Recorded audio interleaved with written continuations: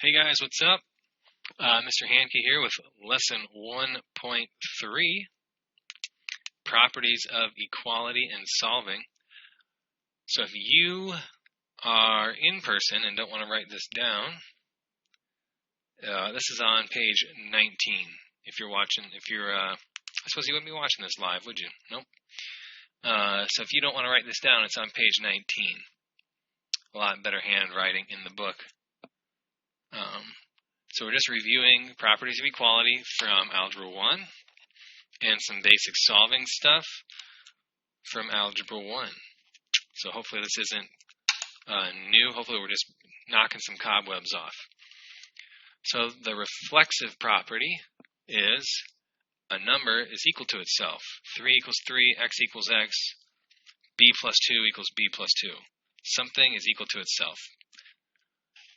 Symmetric property, think of symmetry, you kind of flip it over a line, it means you can turn it around. So 2x plus 4 is equal to 6, okay? 6 equals 2x plus 4, it's the same thing. Transitive property, if a equals b and b equals c, then I can say that a equals c. Alright, if x is 5 and y is 5, then I know that x and y are also the same. Some common sense ones there. Those kind of have, they're kind of in algebra and geometry, aren't they? There's a lot of reflexive, symmetric, and transitive properties in geometry as well.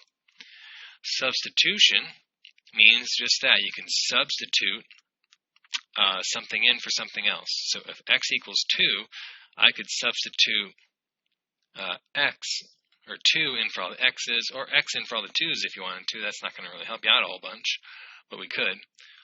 So I could put 2 in here, right? 2 times 2 plus 3 equals 7, and it's a lot easier to check that or evaluate that after you substitute the number in. We have our adding and subtracting properties of equality. Just means basically do the same thing to both sides. If you add something to one side, you got to add it to the other side. If you subtract something from one side, you got to subtract something from the other side. It's like when you're solving equations. If I want to subtract 3 here, I got to subtract 3 there. Same thing with multiplication and division, property of equality. If you do it to one side, you got to do it to 2. Okay? You got to do it to the other side as well. We're going to look at this stuff a little bit, not going to really get into this.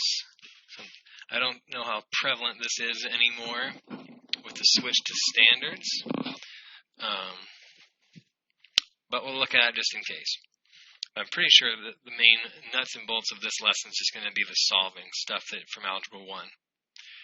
So changing words to numbers. 2 less than 5 times a number, 2 less than 5 times the square of a number. So 2 less than, so we're going to be subtracting 2 from something. It's tough because you want to go in order like this, like, oh, I've read this word, I want to write this down. This is actually going to be the last thing. Adding and subtracting is last. So 2 less, I'm going to be subtracting 2 from something. 5 times the square of a number. So some mystery number, you can call it n, or you can call it x. We have x squared, 5 times that, and then minus 2. If you want to put parentheses around that, you can. It really doesn't affect it, does it? Because if we're following order of operations properly, we're going to do this stuff, and then minus 2. But if you want to, you can. Okay? The quotient. The quotient, fancy word for a division problem. The quotient of, what am I dividing of? I'm dividing 2 more than the cube of a number and 3. So you can kind of see how the sentence structure splits it up. So I'm dividing 2 more than, so I'm going to add 2 onto what? The cube of a number. So I have a number cubed and add 2, that's on the top, and 3. And then I'm going to divide that whole top by 3.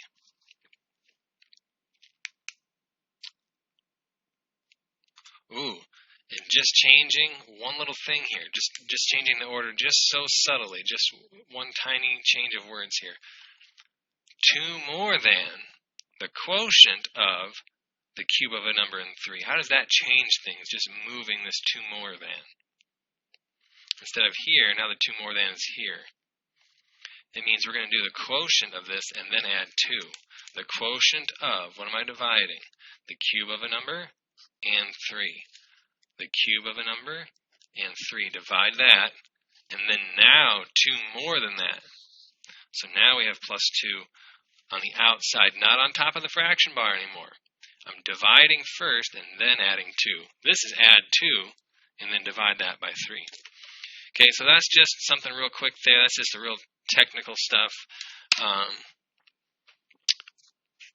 I don't think this is going to play a big role, but it's there just in case it pops up in the homework. Okay, change to words. 8x minus 4.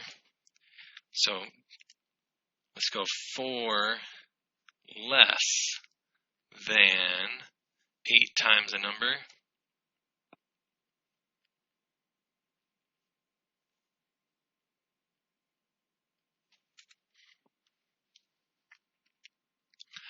(2x divided by 3 equals 7.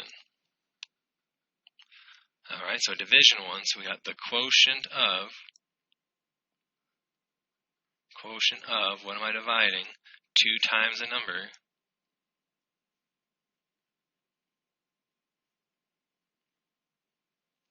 Two times a number, and that's what tells me to go to the bottom, and 3.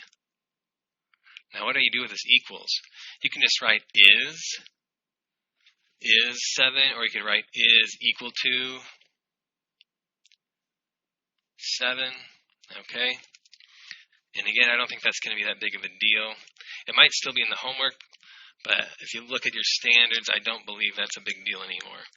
This is going to be the nuts and bolts of it, rearranging stuff, okay? This is probably more familiar to you. Let's skip down to this bottom one first. Solving for x. Okay? Solving for x. Alright, so when I get the x's on the same side, I like to keep my x's positive. So I'm going to add 3.5x to both sides. So that's gone. And now we'll have 11.7x,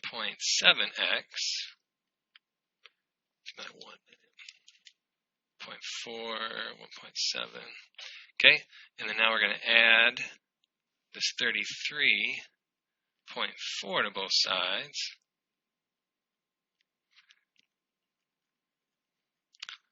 Ooh, how much do I trust myself? 33.4, 1.7, 34, 35.1.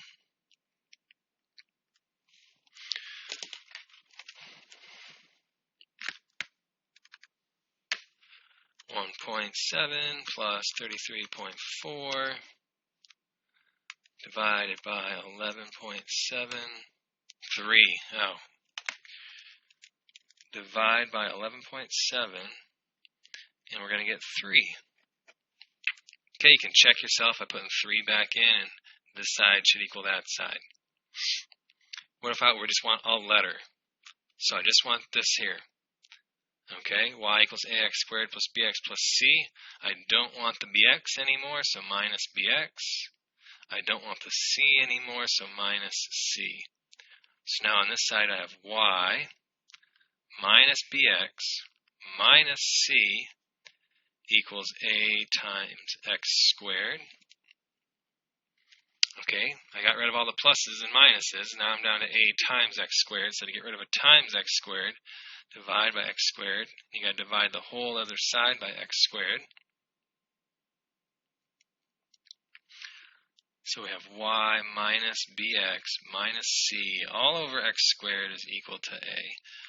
Alright, so solving with all letters and then solving with letters and numbers to solve for what x equals. Alright, so those are the two probably main things. You can look in your book for more examples there. Otherwise, this should hopefully just be knocking off the dust from Algebra 1.